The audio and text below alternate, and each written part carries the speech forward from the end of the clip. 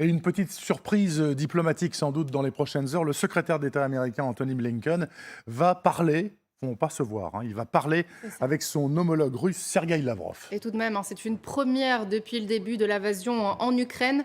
Ces discussions qui ne vont pas porter sur la guerre, mais sur la demande de libération d'Américains qui sont détenus en Russie. Alors, à quelle négociation s'attendre, Margot Madescler? C'est un coup de fil qui rappellera le téléphone rouge de la guerre froide entre l'URSS et les États-Unis.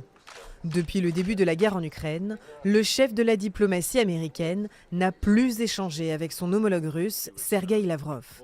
Je prévois d'aborder un sujet qui est une priorité pour nous, la libération des Américains Paul Whelan et Brittney Griner, qui sont injustement détenus et doivent retourner chez eux.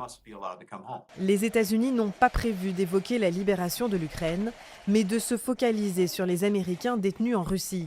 La star américaine du basket Brittney Griner et l'ancien soldat Paul Whelan.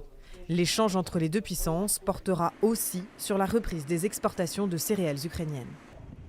Je soulèverai aussi la question de l'accord sur les exportations de blé que l'Ukraine, la Russie, la Turquie et les États-Unis ont conclu la semaine dernière. Nous espérons que cet accord va rapidement mener à la reprise des départs de blés ukrainiens vers la mer Noire et que la Russie va respecter son engagement à les laisser passer. 25 millions de tonnes de céréales environ sont coincées dans les ports d'Ukraine. Les responsables ukrainiens ont confirmé plusieurs fois ne pas faire confiance aux Russes pour assurer la sécurité des convois. Samedi dernier, des missiles russes ont été tirés sur le port d'Odessa.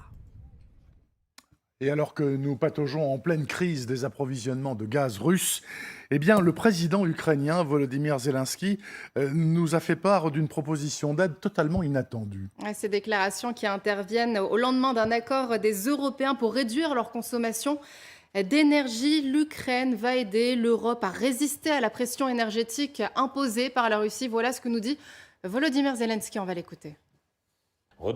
Nous nous préparons à augmenter nos exportations d'électricité vers les consommateurs de l'Union européenne. Malgré cette guerre, nous avons assuré la connexion du réseau énergétique de l'Ukraine au système énergétique de toute l'Europe en un temps record. Stéphanie Villers, vous venez d'entendre le président Zelensky. Vous me disiez tout à l'heure, parce qu'on l'a déjà diffusé, le président Zelensky, mais enfin, je ne comprends pas du tout comment il peut faire ça. Vous n'y croyez pas. Pourquoi ? Ça vous semble bizarre ? En toute logique, s'il y avait vraiment une capacité de la part de l'Ukraine de nourrir en fait le reste de l'Union réseau européenne, électrique, oui. et ce serait fait depuis quelque temps.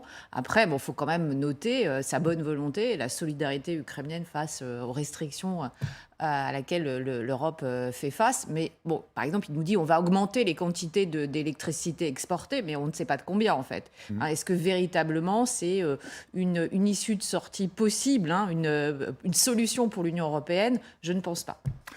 Merci Stéphanie. Je précise quand même que l'électricité en Ukraine est essentiellement produite par une immense centrale nucléaire qui est la plus grande d'Europe, celle de Zaporozhye, qui, à ma connaissance, je parle sous votre contrôle, est aux mains des Russes actuellement et contrôlée par les Russes. Contrôlé par les Russes.